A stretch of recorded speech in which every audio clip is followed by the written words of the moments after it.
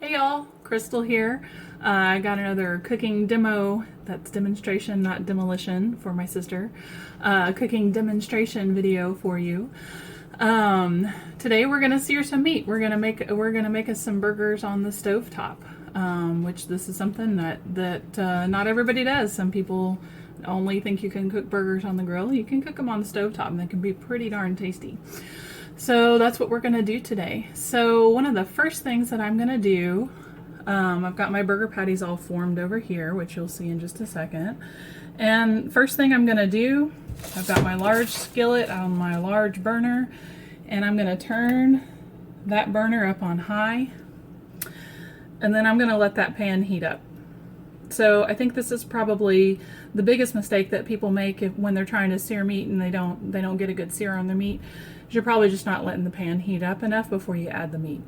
So I'm gonna let that pan heat up until I can feel the heat radiating up from the bottom of the pan. Then I'm gonna add the oil. I'm gonna let the oil heat up. So I'm gonna heat the pan, then I'm gonna heat the oil, then I'm gonna add the meat. Add the meat really carefully so it doesn't splash back on me, because nobody wants an oil burn. They're no fun. And we should hear that meat sizzle when it hits the pan.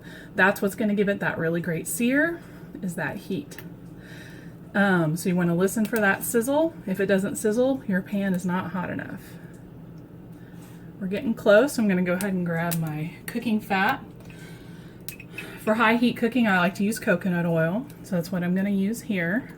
When we do put the meat in the pan and we hear it sizzle, it gets that nice sear on the outside. It gets all that dark, crispy, yummy deliciousness. It's called the Maillard reaction. You don't have to know that term. It's just kind of a fun term to throw around because not many people know it. You know, like, hey, we're gonna get some nice Maillard on these burgers. You know, people have no idea what that means. It makes you sound really smart. Anyway, so there we go. We're nice and warm. Dropped a little bit of thyme in my pan. There we go. So I'm gonna add my coconut oil. So you can tell my pan is hot because that coconut oil is melting right away. I want just enough to kind of coat the bottom of the pan. My burner is smoking, you know, super exciting. For those of you who get to cook on gas, I'm pretty jealous. But I got electric right now. It is what it is. So that's nice and hot. And so now I'm going to add my burger patties. This is grass-fed ground beef seasoned with salt, thyme, and oregano, dried thyme and dried oregano. Listen to that sizzle. Yum! That is Maillard happening right now. Gonna make sure there's oil on that pan, because again, you know, my cooktop isn't exactly even. There we go.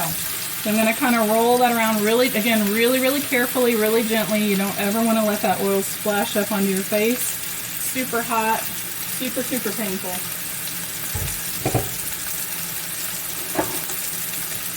Now I'm going to let those burgers sit for at least 60 seconds on this side. And I'm going to let them sit in that hot pan. And this is where we're getting that nice sear on the bottom. I guess. Is it the bottom? Is it the top? I don't know. You know, on this side. One of the other things when you're seasoning your meat, if you're not confident in your seasoning, you don't know if you got your seasoning right, what you can do is you can just break off a little piece of that meat and roll it up and just fry you off a small little tasty meatball to taste, so that you can adjust your seasoning so that you know your seasoning is good for the entire batch. It's a really good way while you're still learning how to season your meat. I love to add dried herbs to my burgers. Gives them a really nice flavor. It also just increases your nutrient density and your plant count for the week, which is really important for your microbiome diversity. So really, really good way, good easy way to do that is just adding some dried herbs to whatever meat you're cooking.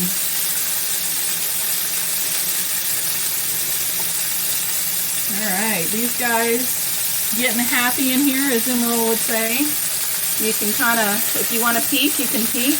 I think they're not quite Maillardy enough. That's not a word. You know, don't use that word with other people because they'll look at you like you're crazy. It's not a word.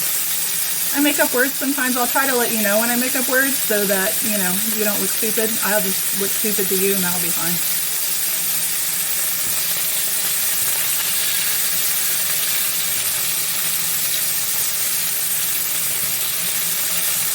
And if you've seen my mayo video, what goes better with burgers than mayo?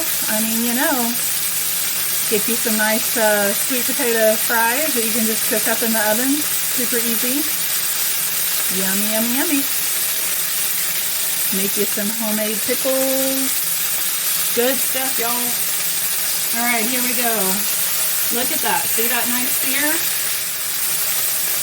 Okay, we got that nice dark brown all the way. And again, we want to be really careful when we're flipping these burgers so that it doesn't splash up.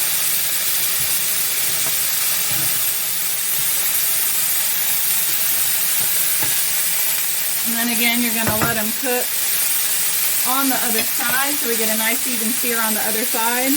The pan might start to get really, really hot. You may need to adjust your heat down a little bit. When you're trying to decide how much to cook your burgers, if you're batch cooking and you know you're going to be eating these throughout the week, so you're going to be reheating them, I recommend undercooking them just a little bit, cooking them to about rare, because when you reheat, they're going to cook more, right? The other thing you need to understand is that when I take these burgers out of the pan, they're still hot, so there's something called carryover cooking time. They're going to continue to cook even when I take them out of the pan and put them on the plate and let them rest. So just remember that. There's carryover cooking time, there's reheating, all those things are going to affect the inside temperature of the meat. You can also test by touching the top of the meat, and if you can use your hand, and you can touch your thumb to each of your fingers. So if I'm touching my thumb to this finger, and then I feel right here on this fleshy part by my thumb, this is what the meat will feel like when it's rare. This is what the meat will feel like when it's medium rare. Medium well, well done. So the more firm the meat is, the more done it is. I do recommend, if you've got a high quality meat like this, a grass-fed meat, you know, it's better to not completely cook it, you know, just like cook the crap out of it, because you're kind of denaturing. This is a really nutrient-dense food that we're eating here. And the more you cook it, if you overcook it, you're actually losing and killing some of those nutrients. So here we are. We got that nice even sear on both sides of the burger. Look at that.